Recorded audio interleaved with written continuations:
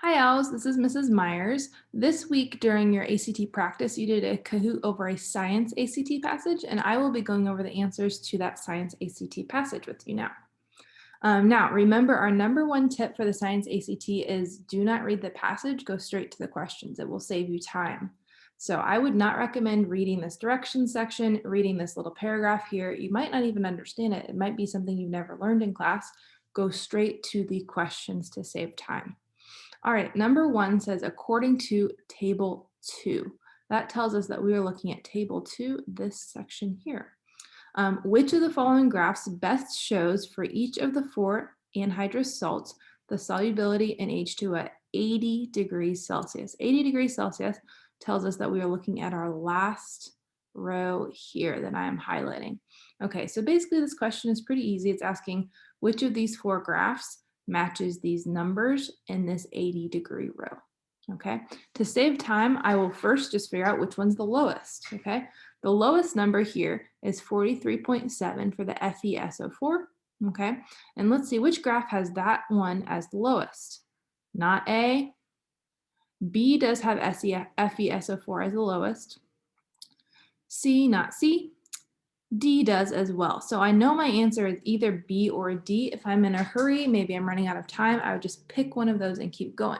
We have time, so let's look and see which other ones match. The next thing I'm going to do is note that both of these graphs have NiSO4 as the highest, so that does not help me figure out if it's B or D.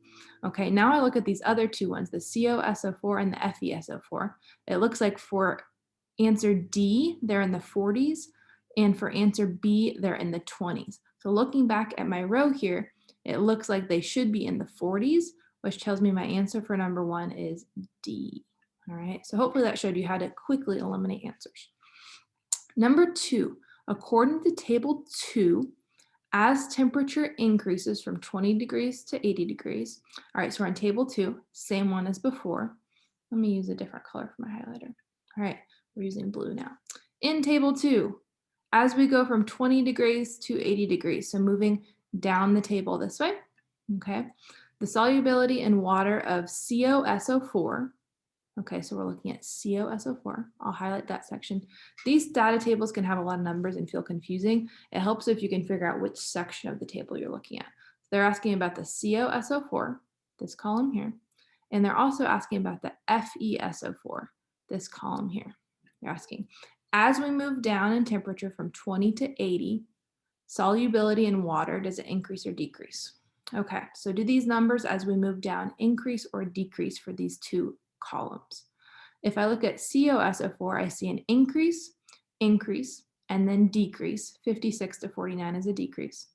If I look at the other molecule, I see increase, increase, decrease. So that tells me it should be an increase and then a decrease, which is answer H. All right, number 3, based on table 1 and figure 1. Okay, so I'm no longer on table 2, I'm looking at table 1 and figure 1. All right, based on table 1 and figure 1, the color of the sample at 30 degrees was what? Okay, our big clue here is the 30 degrees. That tells us I don't see anything about temperature in table 1. Focus on figure 1 first. Okay, in figure 1, I see temperature, and I see that 30 degrees would be around here. So if I trace it up to the graph, that tells me we are focused on the CuSO4 with 5 waters associated. So we're focused on this, this molecule or this compound, okay? And they're asking what color it is. I don't see anything about color in this one, so I'm gonna have to move over to table 1.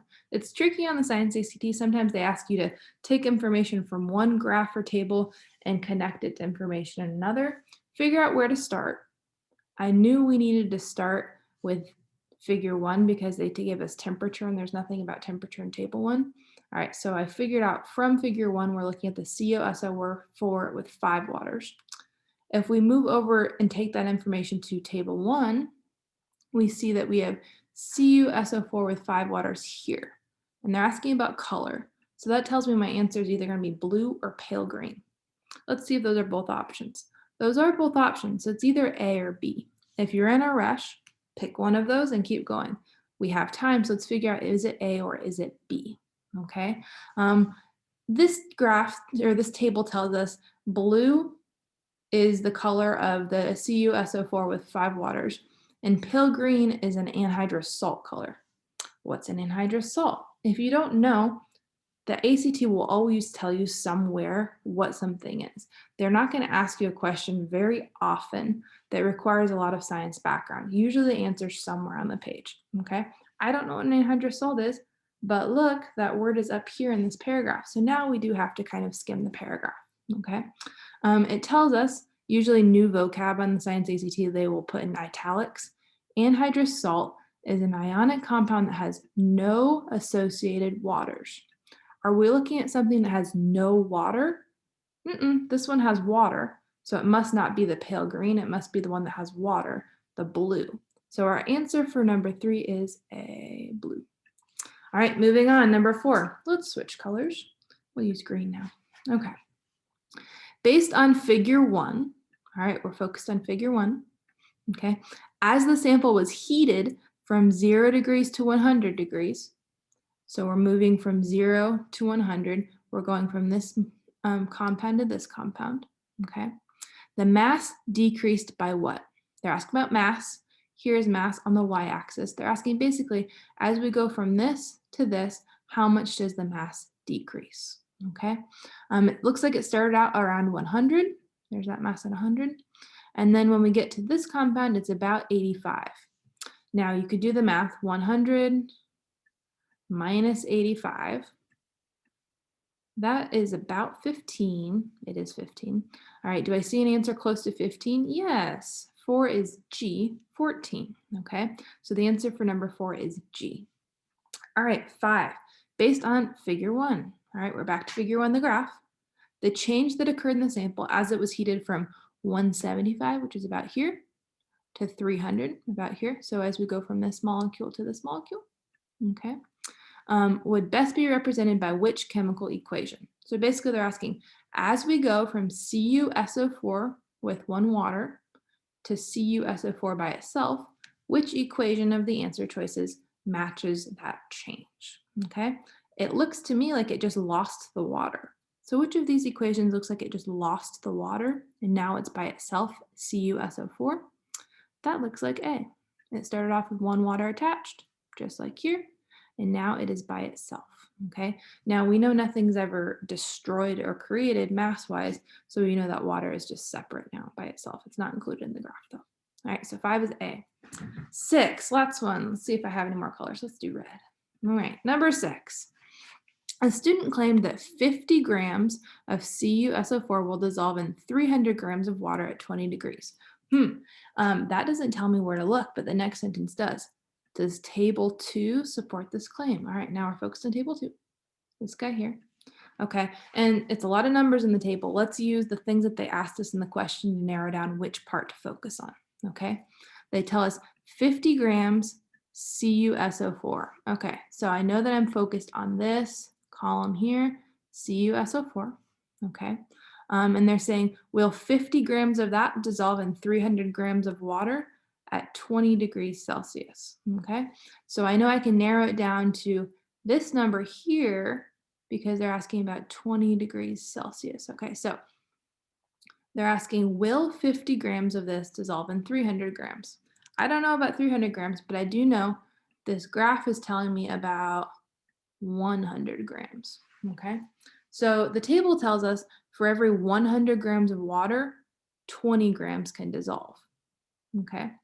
Now they're asking us if we have 300 grams of water, how much can dissolve, okay?